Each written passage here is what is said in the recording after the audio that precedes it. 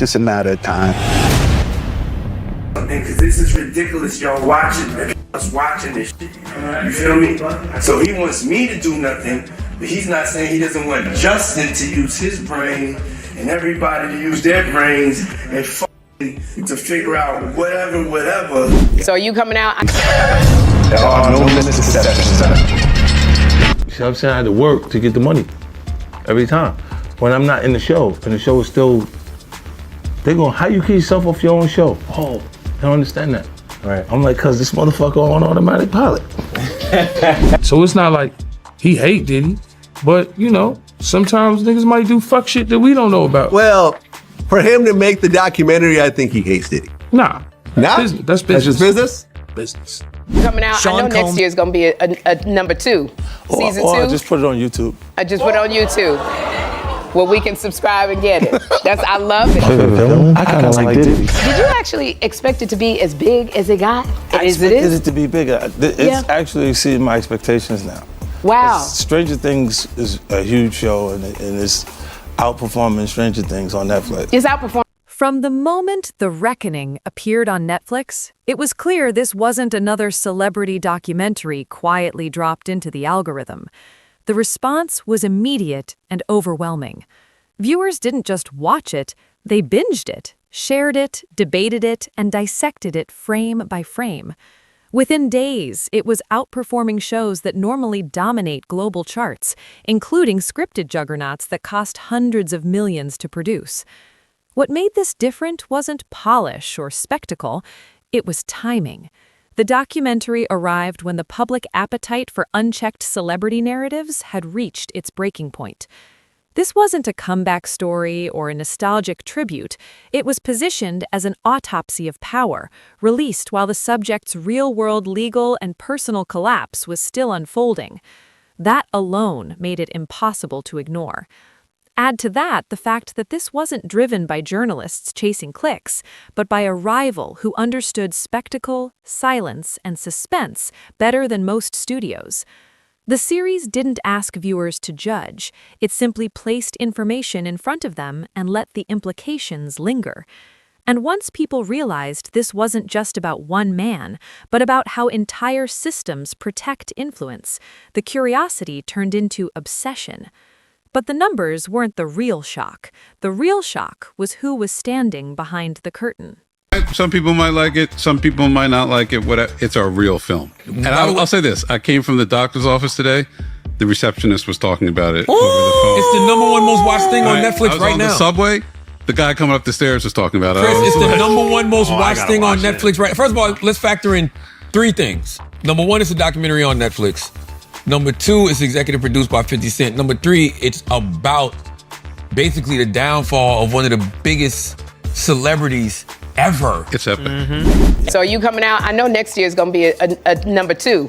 Season 2. I just put it on YouTube. I just put it on YouTube. I'm not guilty. I want to have a life to be able to live.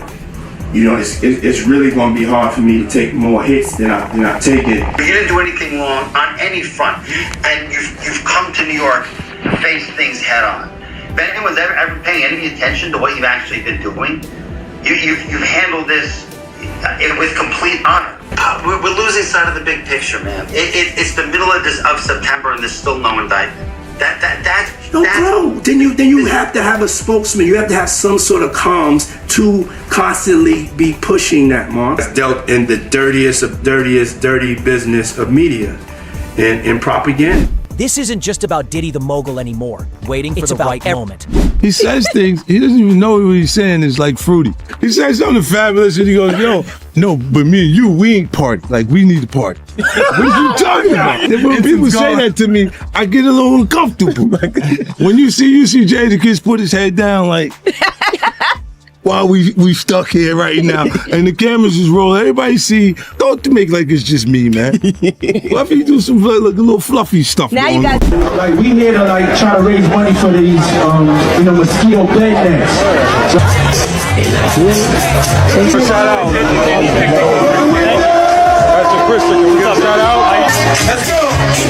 Let's go. Now you're gonna dance like y'all saw this video. Y'all ain't dancing like this.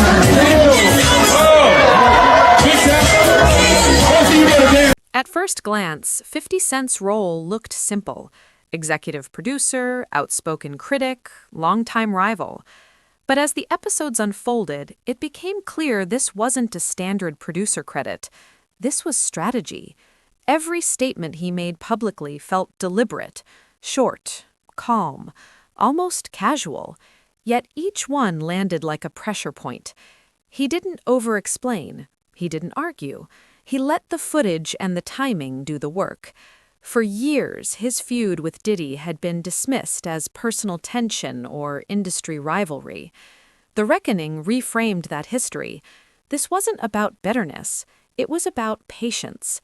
50 didn't rush the story when rumors first circulated. He waited until receipts mattered more than reactions. He waited until platforms were ready to distribute it at scale. And when he spoke about the series outperforming Netflix's biggest franchises, it wasn't bragging, it was signaling. A reminder that the public wasn't watching for entertainment alone. They were watching because something felt unfinished. 50 positioned himself not as a hero, but as someone removing a cover and stepping back. And while audiences focused on what was shown, he kept hinting at what wasn't, because the most dangerous part of the story hadn't aired yet. P. Diddy's ex, Kim Porter, mysteriously died in 2018 from natural causes at 47. Kim approached the man who discovered P. Diddy, Andre Harrell, to ask if he had an intimate relationship with Diddy. She was disappointed when Andre denied it because she had security footage of them together. Kim had footage of Diddy with multiple other men, including Usher, to file a wrongful death lawsuit because there was blood located on her pillowcase as well as a trail of blood in the bathroom. Kim's first autopsy suspected foul play from the amount of toxins found in her body. Kim's last phone call was allegedly to 911 at 2:43 a.m. before she was found dead the next day at 11 a.m. Earlier this week, jurors saw a 2016 surveillance video from the hallway of a Los Angeles hotel, where a towel-clad Combs threw Ventura to the ground and began to kick her. Ventura said the video was taken after a freak-off where Combs gave her a black eye. Combs has since apologized for the video, and Ventura said that he agreed to a $20 million settlement to end her civil lawsuit against him in 2023. Arlene! Alright, I'm just happy. If I forgot you, I'm sorry. Michelle Schweitzer, Polly Anthony, Dave Glue, everybody. Thank you so much. I'm so happy. Baby! Come on, It's been the Puff Daddy era, the P. Diddy era. Then I dropped the P, then it was the Diddy era. Yeah. And now, this is the ultimate goal. I have become love. Okay. But do I call you love? No. See, this is where it gets confusing. What transformed The Reckoning from controversial to chilling was the revelation that much of its most disturbing material didn't come from leaks or investigators. It came from Diddy himself. More than 140 hours of self-recorded footage, private moments, strategy discussions, emotional swings, documentation that was never meant for public consumption. At first, it sounds unbelievable. Why would someone with everything to lose record so much? But those close to the situation say it was part of control, a belief that if everything was documented, nothing could be twisted. The irony is brutal. The same footage meant to preserve power became evidence of its unraveling.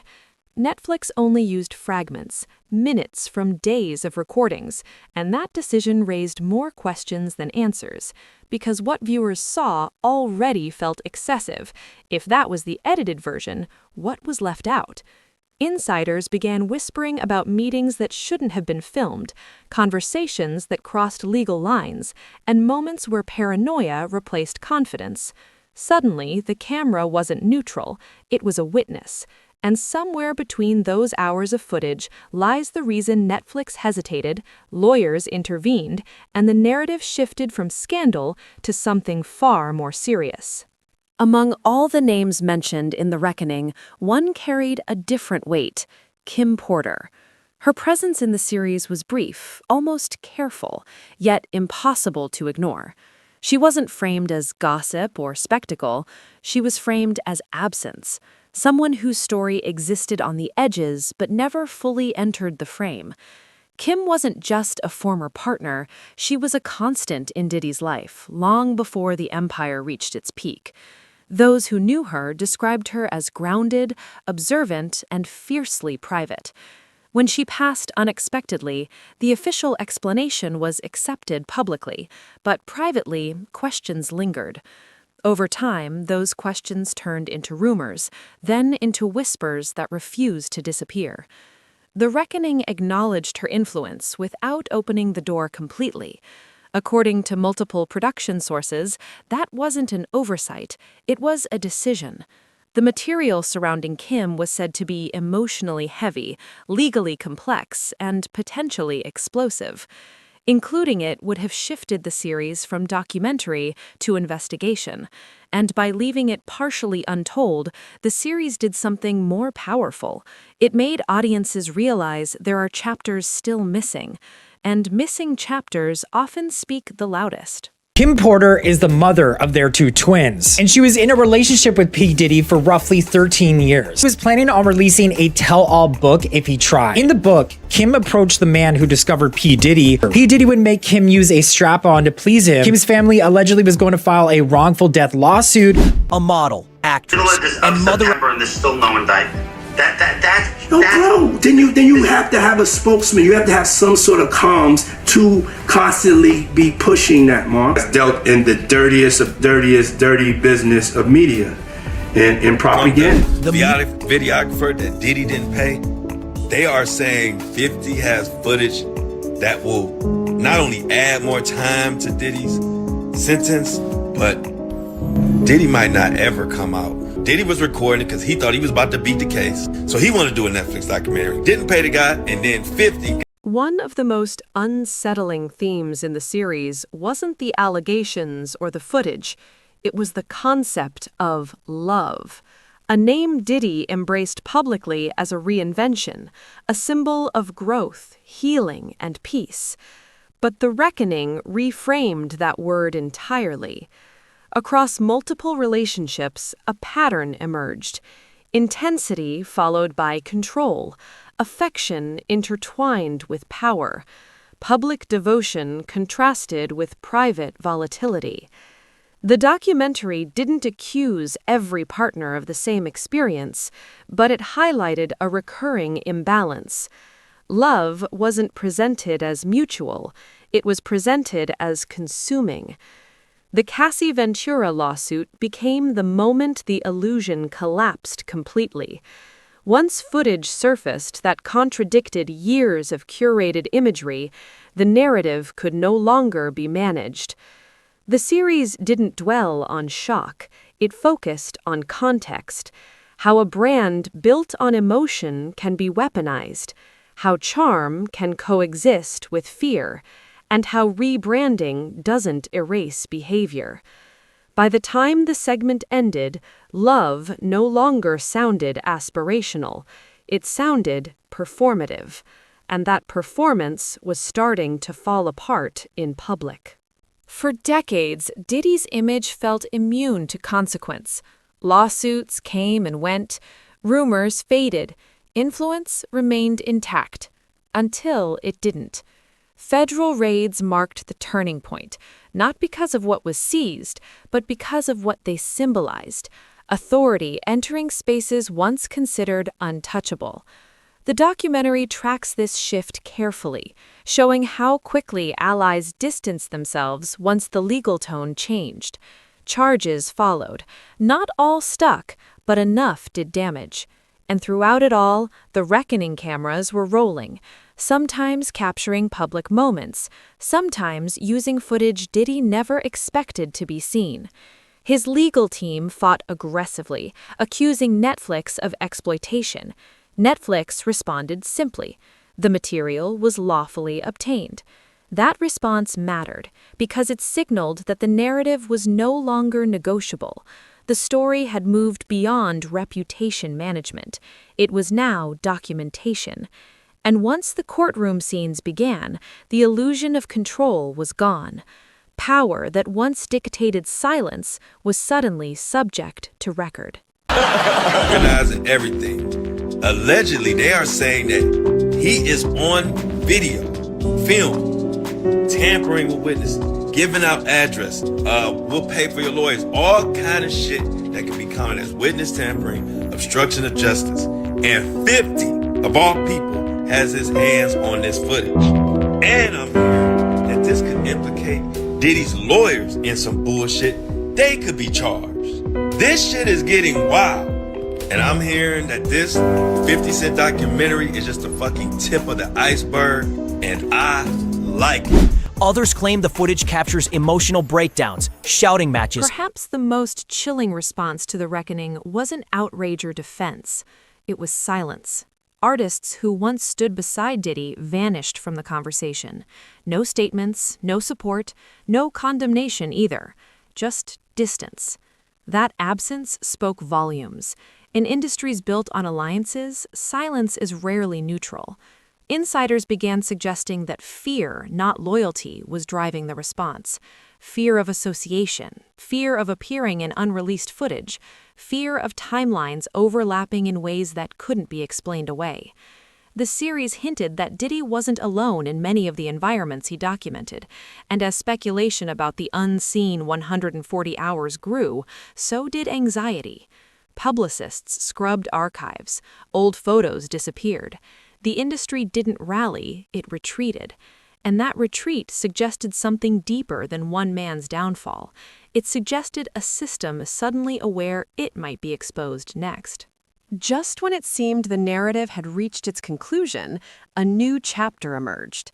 Diddy's sons announced their own documentary project, not through Netflix, but through a different platform.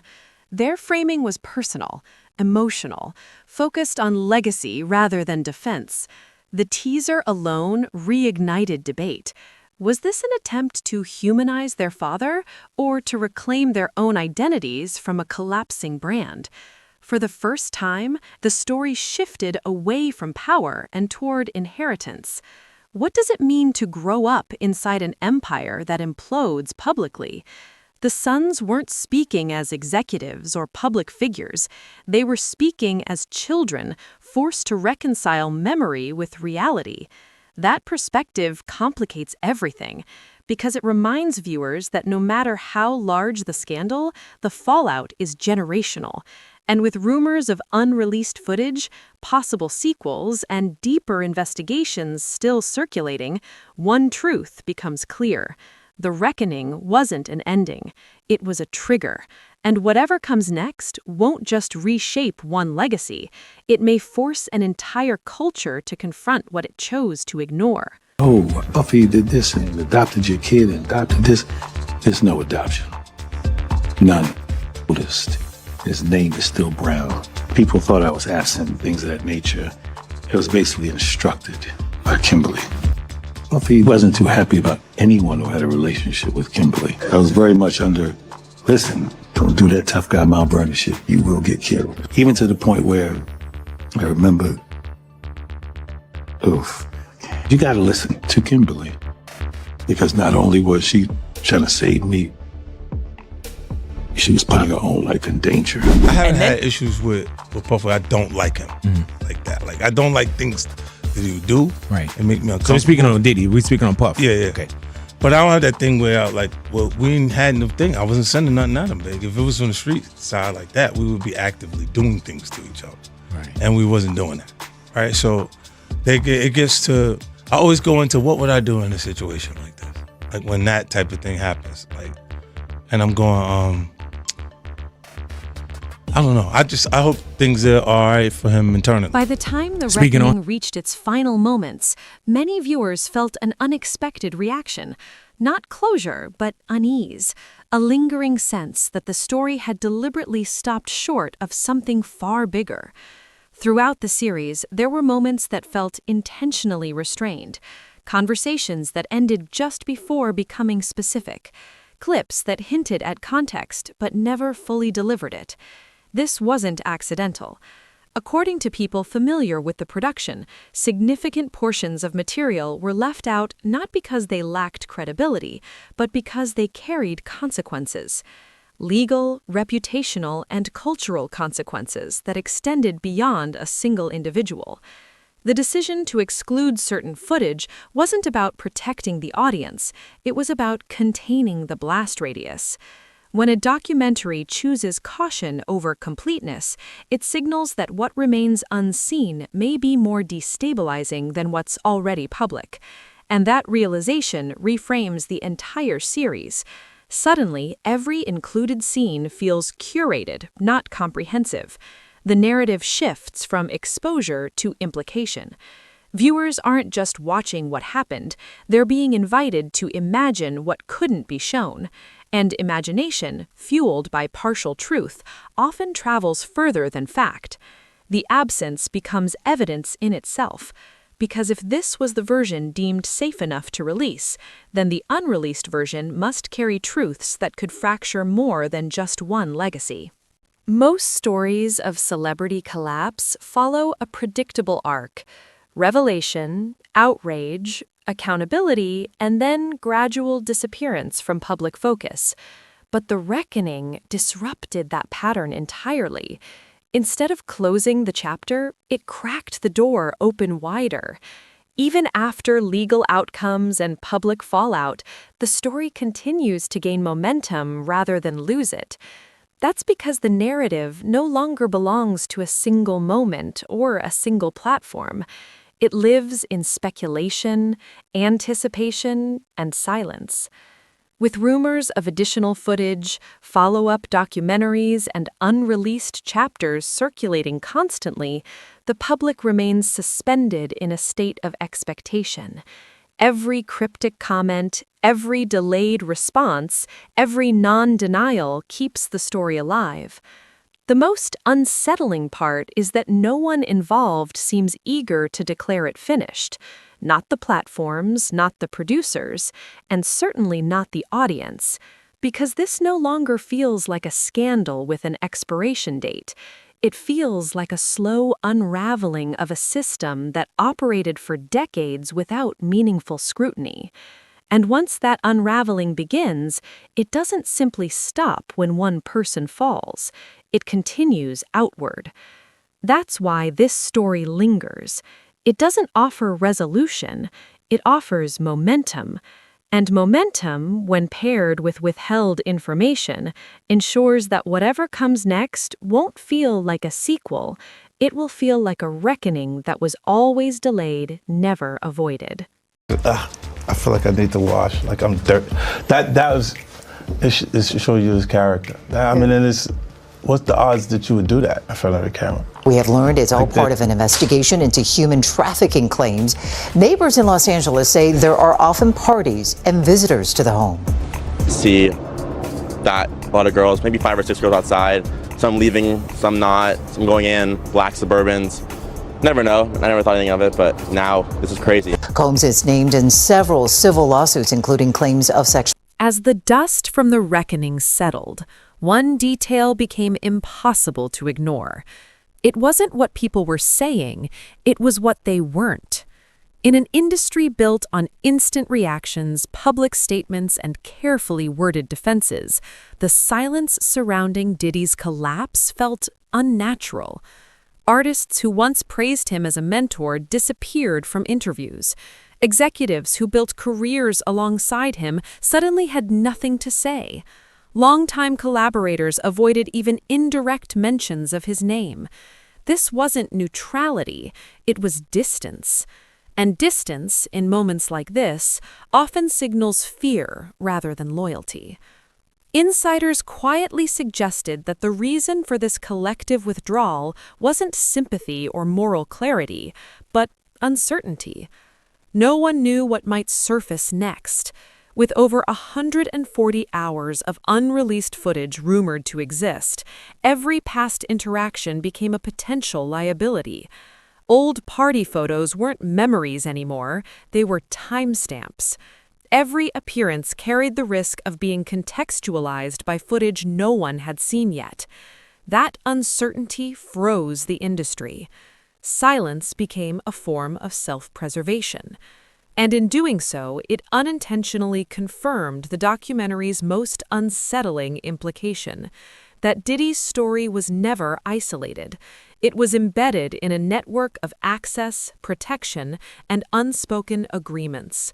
When an entire ecosystem goes quiet at once, it suggests the problem was never just one man.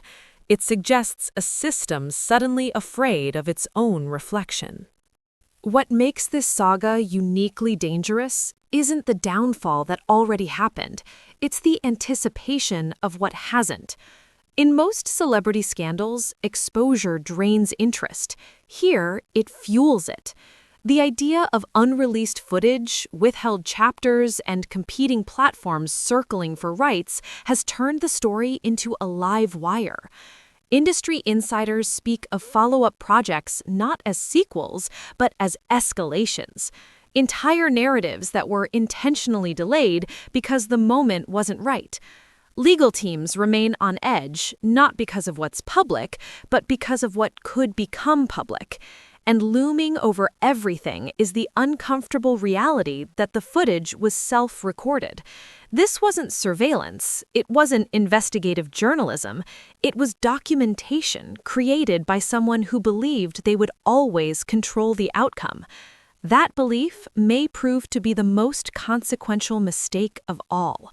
Because if those recordings are ever fully released, they won't just revise Diddy's legacy, they could force a broader reckoning with how power operates behind closed doors in entertainment. Fame, influence, silence, and protection would no longer be abstract concepts, they would be visible. And once visibility replaces speculation, denial stops working. That's why this story doesn't feel finished. It feels suspended, waiting. Because when a narrative reaches this point, the next reveal doesn't need to shock, it only needs to confirm what everyone already suspects. And if that confirmation comes, it won't just mark the end of an empire, it may expose the rules that allowed it to exist in the first place.